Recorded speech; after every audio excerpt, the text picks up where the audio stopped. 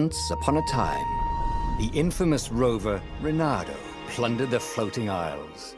Then his mother called him to her deathbed. "Swear to me that you won't die on the gallows," she rasped. Reluctantly, he swore. And he whiled away his days at home with music, cards, and wine. But the Emperor had changed. He'd been good once, a shy, almost humble toad. He'd built universities. But then people started whispering about mass graves in the woods, midnight rituals, victims screaming. The Imperial Ravens would round up entire villages, and no one ever returned. The Ravens had come to Ubar scouting for ancient books said to be of great power.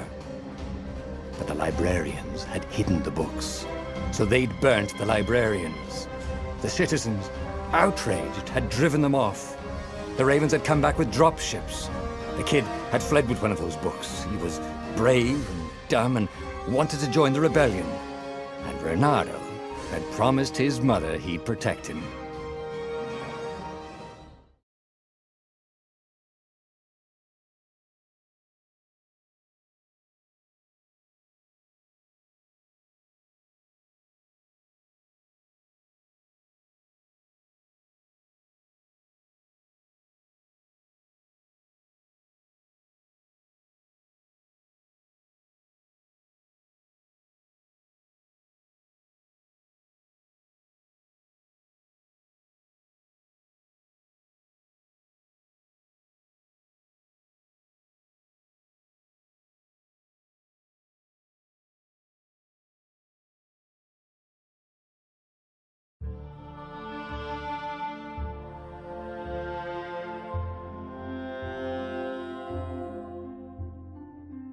The kid was looking down, watching his city burn. "Sorry, kid," Reynardo told the kid. "Look, if we give them the book, they'll leave you alone." "My mother died for this book!" "I promised her I'd protect you." Oh, damn it. The kid had run off. With the book, of course. So Reynardo had to run after him.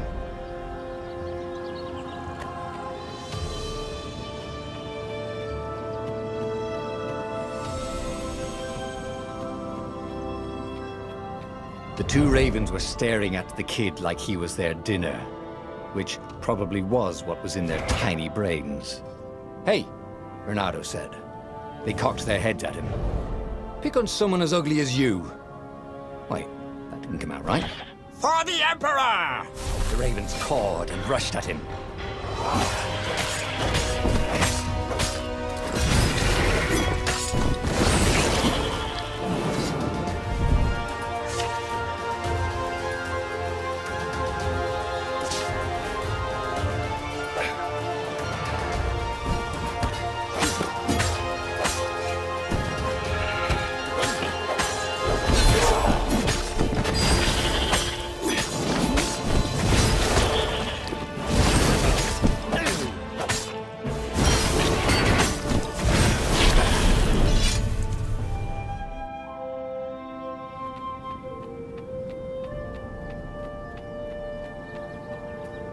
A dropship flew overhead. He hoped they hadn't noticed him. The kid.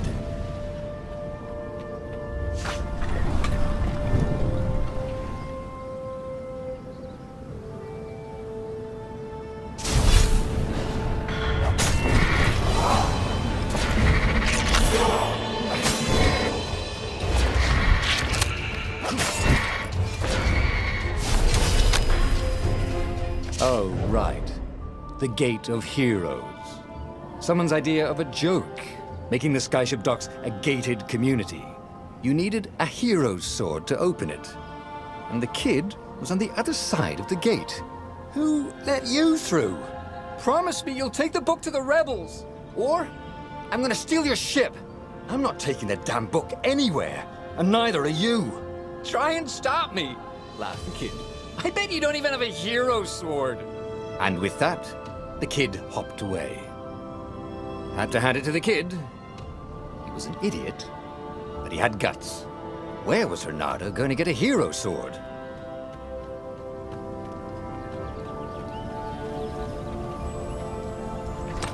ore and wind essence?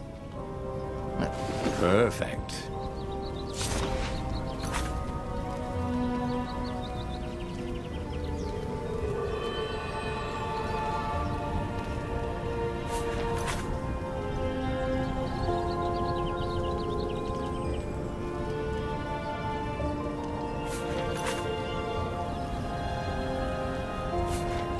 Hero Sword, QED.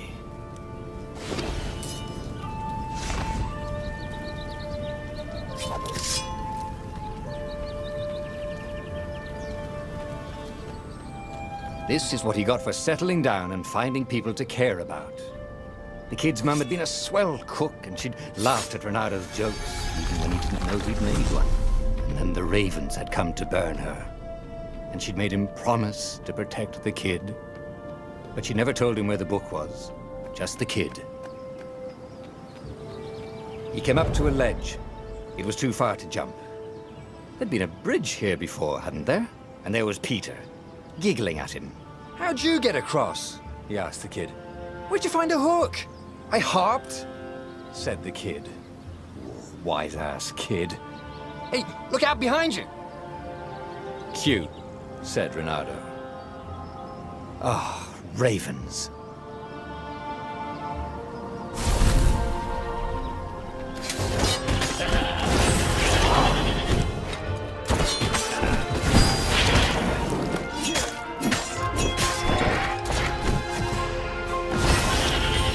It was time to talk some sense into the kid. Just hook his way across the ledge and chase the kid down. Thing was, he hadn't used his hook since he'd retired. Damn it. Maybe if he meditated at that altar there, he'd remember his old skills.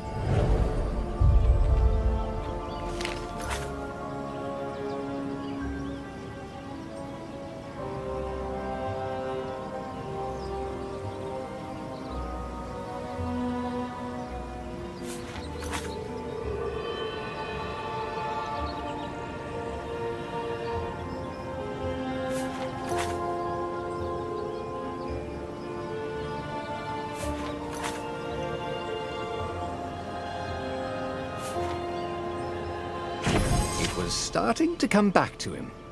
Something you never completely forgot, like how to freeze time when attacking. The more he fought, the more he'd probably remember.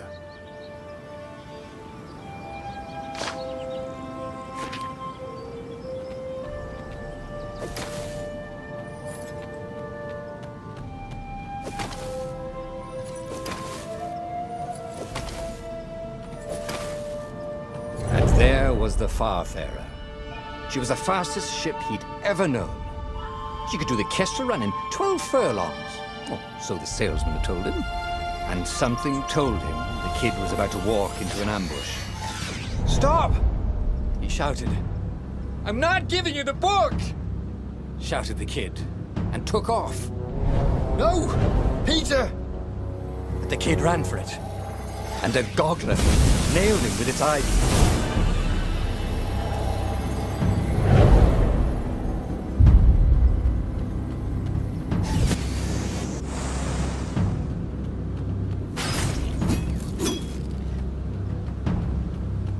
The book was unburned. Next to it were the buckles from the kid's shoes, and a kid-sized pile of ashes. Damn it. Why hadn't he lied and told the kid he'd take the book to the rebels? The kid would be alive now. Really pissed off and betrayed, but alive. Oh, damn it. Renado picked up the book. He couldn't let the Empire have it now. He was going to have to get it out of there. He'd be a wanted man. Probably have to join the rebellion just to have a place to dock. Well, he'd hated home life anyway.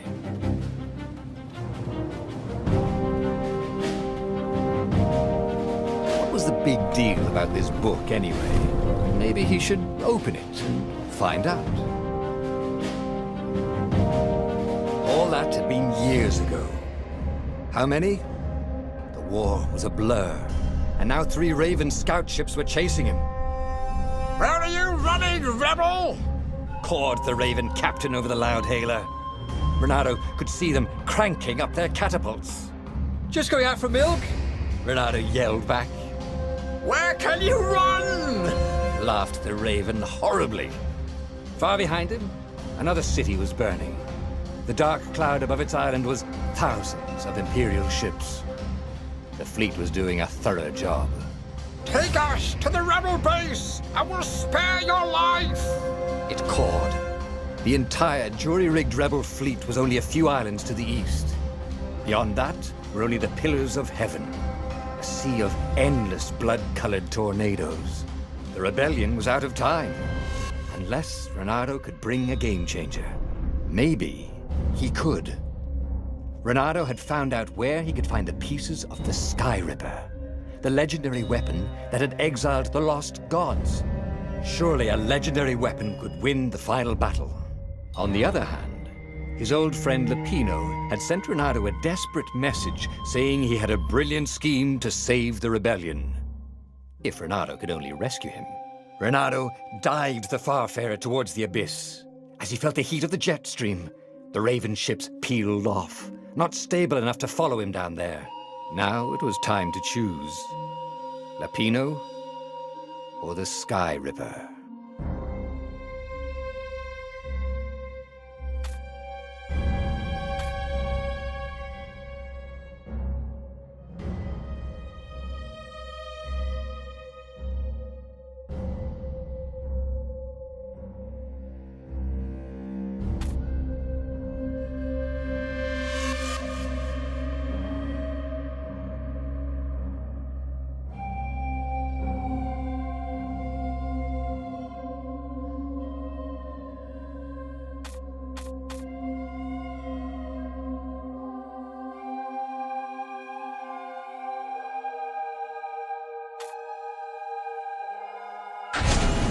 Every child knew about the Sky Ripper.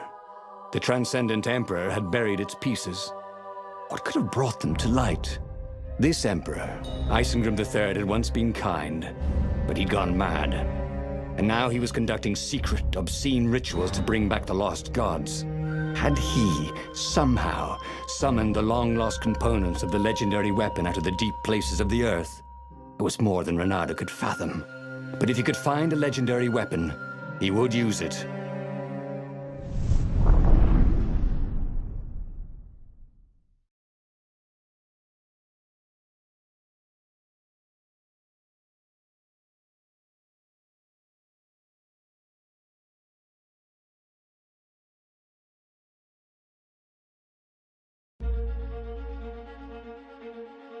As he set foot on the island, Renato could not help but feel a tinge of guilt. He'd left Lapino behind. He hoped the Mad Rabbit had somehow escaped the Ravens. He hoped they hadn't eaten him. If they had, he hoped they hadn't eaten him alive. Why had he chosen the Sky Ripper? Renato never made plans that required constant vigilance. He was a hero. He didn't think too much. He just went with his gut and hoped it all worked out. The Sky Ripper was a long shot. He'd have to devote himself to it. No side journeys, no rescuing old friends. That was against his nature. Could he stick with it?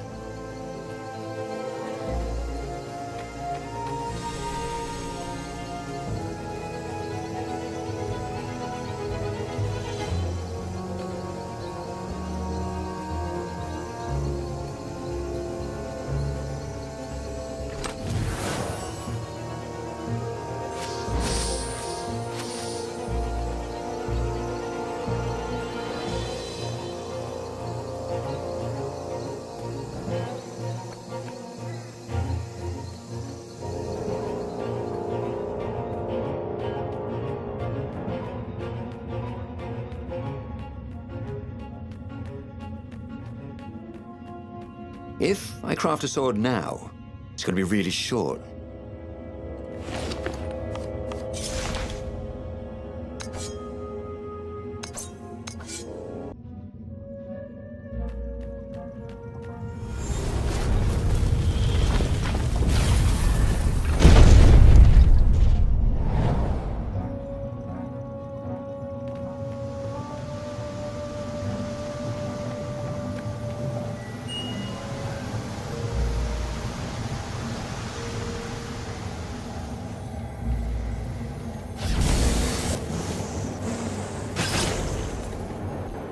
Ha! Bet you never saw that coming.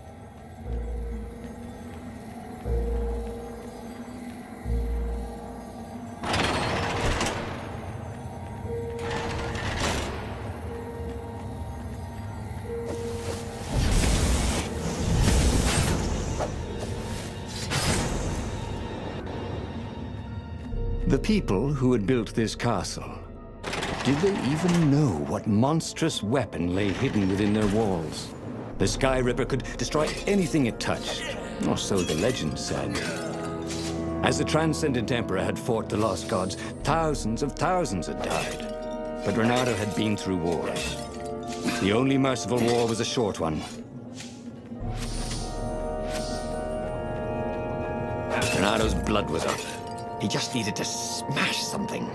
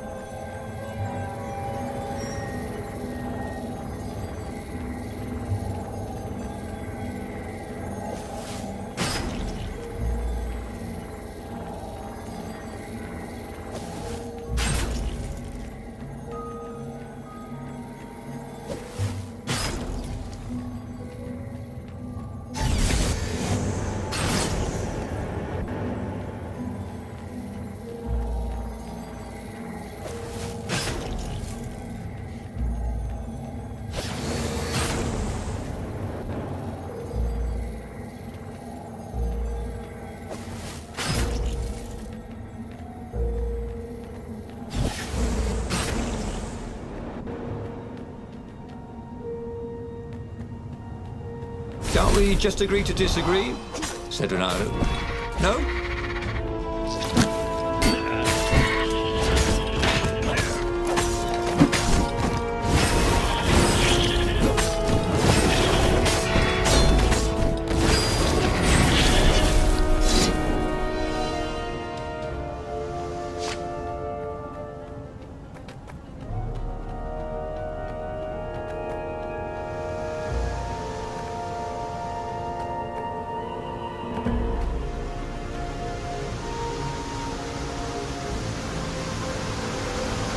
Firewalls only let you through if they think you're hot enough.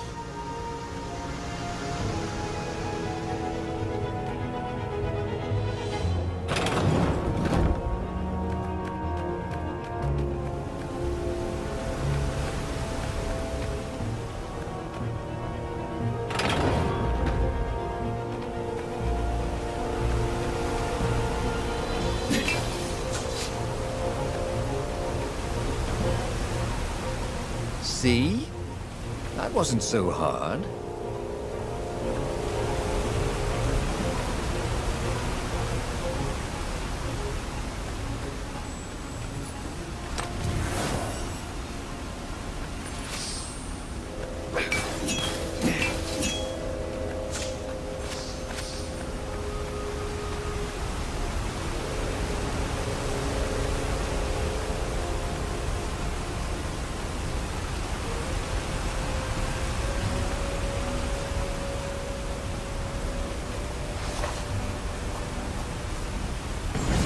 Starting to come back to him. Something you never completely forgot, like how to freeze time when attacking. The more he fought, the more he'd probably remember.